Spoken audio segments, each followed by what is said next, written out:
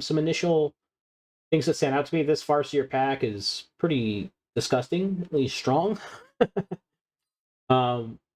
It will potentially be in a defensive position, though, as Jagger Slayer goes for supply spec Crawler Spider, looking like it might be a bit of a Spider aggro opener. Red Scare of 94 going for a Ball Arclight Crawler setup. And the way Red Scare of 94 did end up taking down Arbiter was on the backbone of like a quote-unquote bruiser or Stagro, basically in between the line and his tower, this space. Sort of a bruiser, ball, wraith setup. So I'm very curious to see if we're going to be already signaling this and how Jagger Slayer is going to reply. I think something like Phoenix's early on, pretty good. Being able to have the necessary single target to remove the balls immediately, especially when techs like, energy absorption are offered on the bar. We need to be able to one-shot them. So the other thing, right? Spider, Phoenix, pretty natural pairing. Two units that basically go hand in hand with each other. This is what we also affectionately love to call the 69, which is when both players deploy asymmetrically on one side, or rather on the opposite side. So now both players are going to have to contend with this pressure from both players' armies. And it should be noted, right, that Red Scare has a unique asymmetric benefit in these steel balls. These steel balls do have exponential ramping damage, which means it should always be a threat to even a leveled up tower, right? Realistically, a level 1 steel ball can kill a level 2 tower about as fast as a level 1 tower. It's only like a second or two more. It's really not that long. But once that damage gets up there, right, that's the problem.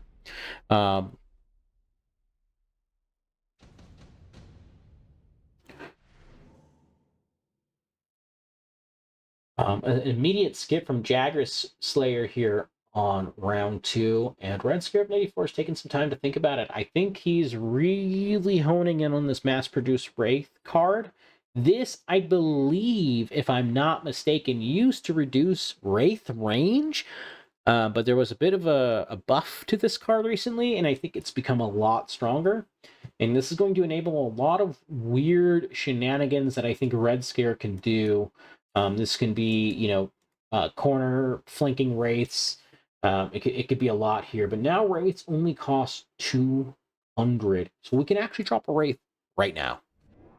Whoop says, for my stats, I have the labels aggro, bruiser, and standard as the primary 3. I use stagro when it's a 180 from standard to aggro, or when it's standard plus hardcore flank. Okay. I respect it. Mustangs being added, Mustangs being a fantastic addition in general to Steel Ball comps. While Arclights can handle things like crawlers pretty efficiently, the thing that you don't want Arclights really shooting at later on as the rounds progress are Fangs, right? Arclights really good at clearing chaffs rounds 1 through 4, but start to fall off later on as things like Loose Formation become a button that can be clicked, or Fang Shield, both being a pretty potent threat to slowing down how effective a Arclight is at removing the necessary stiff, so to speak. Oh, nice missile. Nice missile. That gets a lot of work done. Left side is wide open.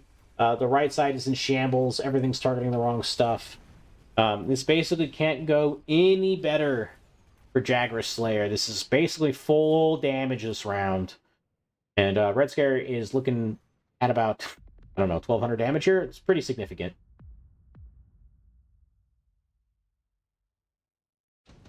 All right, round 3. 2x Phantom Rays, 1x Sandworm. This card is always a threat that you must respect.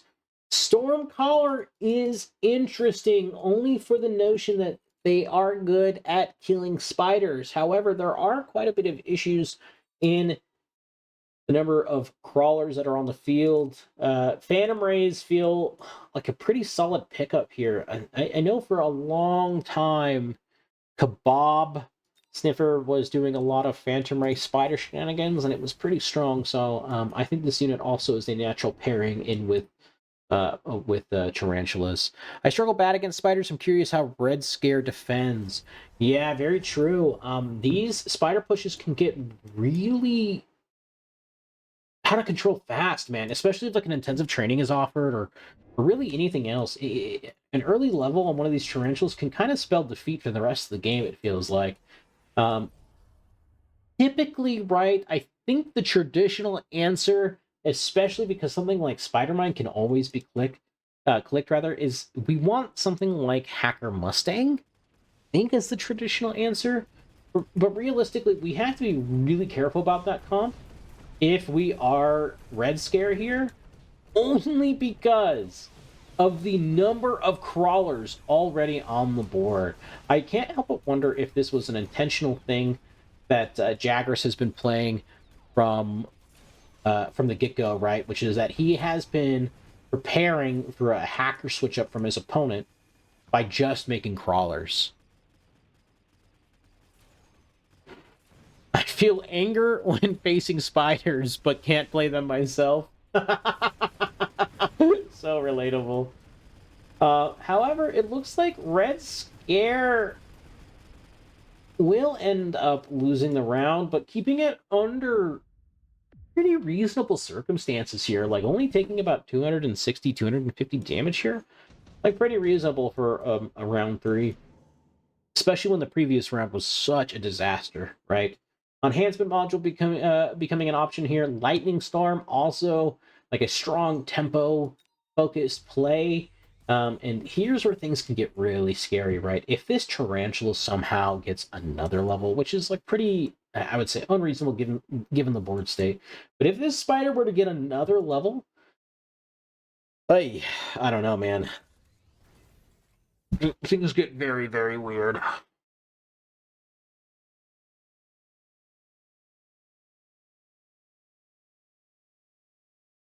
Things get very, very weird. Ah, okay. So I was saying that Hacker Mustang is my traditional answer, at least in my head, to this sort of play. But it straight up looks like Jack or Red Scare, rather. Sorry, Red Scare is going to be positioning Fort Stang into this sort of board state, and I think that's lovely.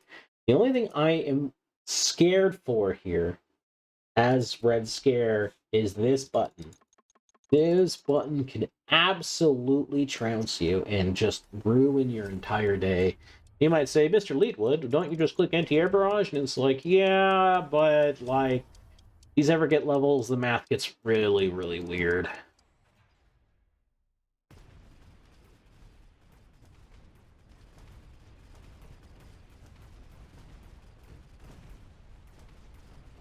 It's all going to come down to the right-hand side. Fortress does get an early lock-on to the spider. The spider does go down. We do have a lock-on as well with steel balls on the spider in the middle, but those steel balls all die.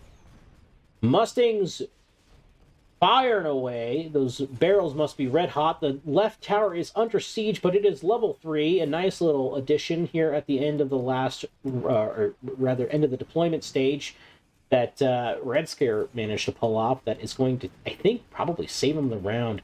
Realistically,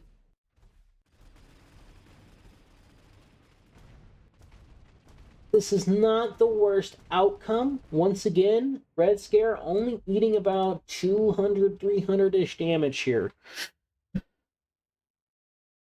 This is doable. We are making our pivot happen, and we aren't just dying. Usually, when you're trying to set up Fort Stang, right, you spend 5 or 6 rounds just eating shit, left, right, and center. And Red Scare ain't doing that. Red Scare is losing, yes. Yes, and he is behind in tempo, yes. Yes, but these things are natural for transitioning into a build like this. It takes time. And the big thing here that really separates, I think, good players from bad players when they are making these transitions is minimizing HP loss. Red Scare, the last 2 rounds, is making a very competent transition into a deadly late game comp that really realistically can answer anything that Jagras is potentially going to throw on the field. And he's doing so by minimizing damage. Since he's made this signal available to his opponent to understand, he's only taken about 400 points of damage. It's pretty good. It's pretty good. Level 1 attack taken. We are going to eventually decide to fight over this tower.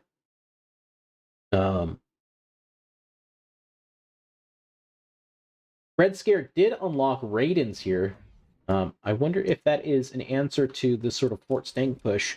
Shame potentially being a real problem here, right? As it will not only bounce off of our fortress, but kill all of our Mustangs as well. We do see a little nice sell out of the spider over here to prevent a little more shenanigans, or maybe it was deployment module. It was the deployment module. Mustangs level 2, ripping away, taking their time to get as much XP as they can.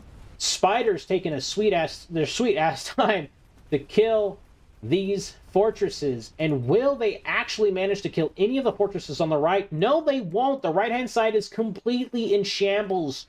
Both towers are going to go down. Mustangs have been fed a ton of experience. We have a level 3 Mustang on the right-hand side. This is when it gets scary. When you have a level 3 Mustang and you see something like improved firepower control system, the game can get quickly out of reach. Your entire game plan, if your opponent is getting those things assembled, is to kill those Mustangs as quickly as possible. They will take over the game. Oh my gosh, both Mustangs leveled. 2 level 3 Mustangs. It quite literally doesn't get much better than that. Sabertooth coming out for Jagras Slayer. This will be the punching power necessary, right, to one-shot this fortress, or one-shot, really, realistically, any fortress. This 50,000 damage, 50,000 HP.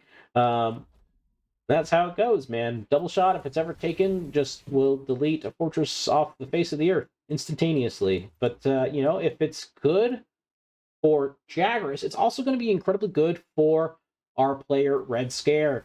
If Fort Stang is good, Saber Sting is good. That's the end of the equation. There isn't really much more math to do there.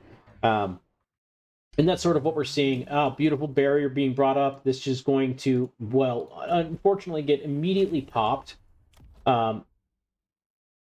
Actually, I don't know. Does this shoot before the missile lands? Because if this missile lands and bounces off the shield, there is going to be some amount of crawlers filtering in and will delay this Sabertooth from one-shotting this fortress. But if these guys run in fast enough... Alright, well, I mean, this calculus doesn't make sense anymore. He's decided to move all of his shit around. Okay, we got secondary armament. This is an interesting tech. I have been told that this tech is bad. So I'm very curious to see how it performs. And if it actually... Okay, so it did shoot there. Okay, it just looks like little sledgehammer shots. It really should be a different projectile, like, color and thing. It feels weird that they aren't. Alright, level 3 Mustangs ripping away. Killing all the chaff that they need to. They are now staring down the barrel of a spider as Sabertooth Spider rips apart this composition wide open.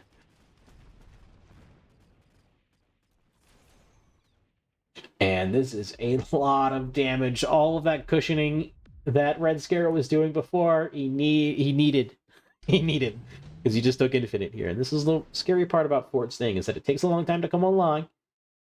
And sometimes when it does, it can be completely invalidated by a unit drop. This is kind of what we're seeing. We're seeing the nature of units, of our units that we're placing being a little invalidated by drops here.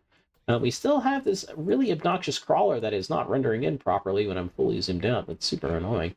But also, oh gosh, a level 3 Tarantula. I mean, this thing is a fortress at this point, right? Like, 61,000. I mean, oh man, it's kind of a shame that there isn't like field maintenance on one of these guys. I see a lot of people running these techs, and they're probably the most correct, right? I'm a little mixed on Spider Mine. It is Infinite Chef, but I do like the tank techs. I like the idea of being able to have armor or field maintenance in one of these slots, and just like, I don't know, suddenly my level 3 spider is now this thing that you have to go EMP to deal with. You have to go EMP. Or you have to go like Melter, right? Like either which way. It's a weird pivot, and it forces a very linear line that your opponent must walk. I'm very curious about 8A. Obviously there are Phoenixes, but there are only 2.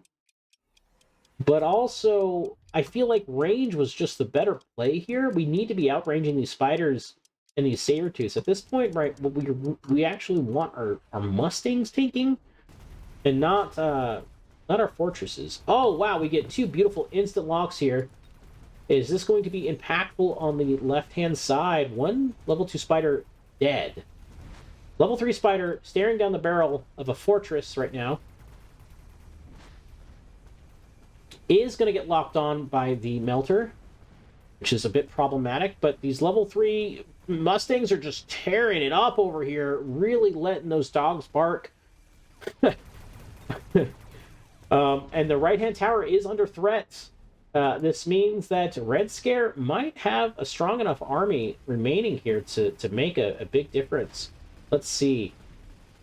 There are quite a bit of crawlers left, and even through a debuff, through the fire and flames, these Mustangs carry on and bring down that Melter. That's kind of crazy. They deserve a level for that, right? Yeah, I was gonna say, dude. And here it is, improved firepower control system. We have a level 4 Mustang. We're rocking it on his back. This is where it gets scary, dude. This is where it gets scary. Interesting. Fang Shield and Fang production is going to make a lot of problems for Jagras. I don't know if that's enough to win, though. Nuke is going to come down. These shields will also go down, which is going to be really problematic and really scary. But I mean, goodness gracious, look at all the fortress levels that we so desperately want to take. 1, 2, 3, 4, 5. 5 levels of fortresses here. However, in the face of EMP barrage and range enhancement, this is a bit of a moot point, right? We're going to be eating EMP missiles, and we're not going to be able to do much with it. Still kind of shocked to not see range be picked up. I feel like once Melter's field and range gets clicked, this is a button that should come next, almost always. But yeah, unfortunately, it doesn't seem to be that way. High explosive can be clicked by Jagger Slayer, assuming there is another round, which would invalidate this idea of Fang Shields pretty heavily, I would say.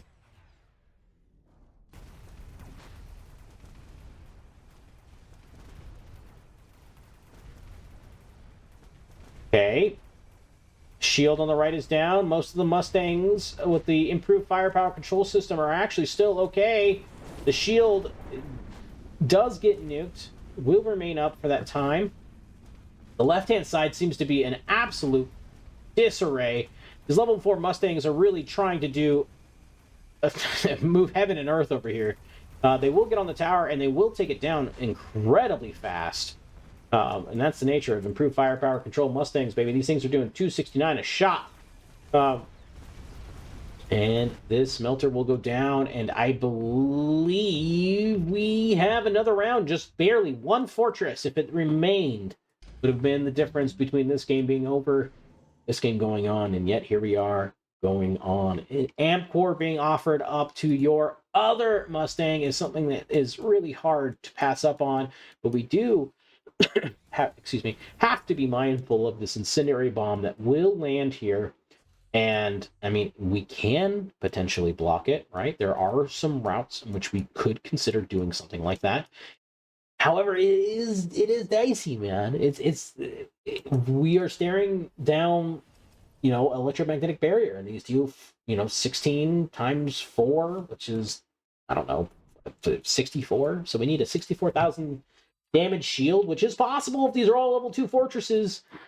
But what if he drops more? You don't know. So it's a real gamble here from both players. I love the Incendiary Bomb. I think it is an auto pick. You must be clicking Incendiary Bomb if you're in Jagras' Slayer's position here. And Red Scare, I think, making the right call and just dropping more fortresses to get more more shields up. With the intention here of keeping all of his Mustangs safe. He knows that they are absolutely precious on either side of the battlefield. Even though these are level 2 over here, they are still absolutely precious. Amp Core was indeed picked up and slammed on these level 4 Mustangs. 300,000 damage over the course of the entire game. 359,000 damage over the course of the game. So 600k damage. Mustangs on the right-hand side. Can Fort Stang manage to pull it out? Multi-melt with range was the pickup here. A bit atypical to deal with Fort Stang, but it looks like it might be doing the exact job it needs to do. And it looks like Jagras Slayer has managed to completely stuff all pushes over here. A bit of an atypical response here. Melters being a traditional answer to fortresses for sure, but multi-melt is usually being the button people don't want to click in this scenario. But I think this was beautifully read from Jagras Slayer. Answered the problems that he needed to answer and got bailed out a little bit here at the end with a very clutch Incen Bomb. Well played to Jagras Slayer, well played to Red Scare. Very close game to both of them.